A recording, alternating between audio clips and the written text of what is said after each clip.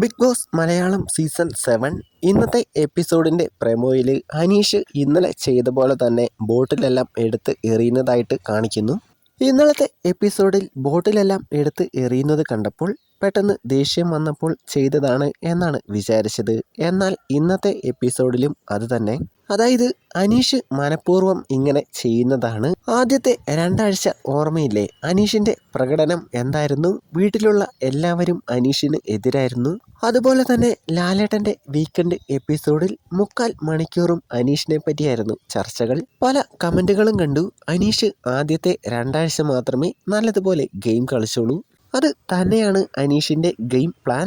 ആദ്യത്തെ 2 ആഴ്ചത്തെ പ്രകടനം കൊണ്ട് 50 ദിവസം വരെ എത്തി.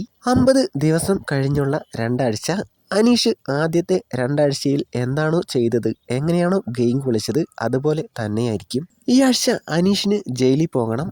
അതുപോലെ തന്നെ വീക്കെൻഡ് എപ്പിസോഡിൽ ലാലേട്ടൻ വരുമ്പോൾ പകുതി സമയവും അനീഷിനെ പറ്റിയായിരിക്കണം ചർച്ച ചെയ്യേണ്ടത്. അതാണ് അനീഷിന്റെ പ്ലാനിങ്.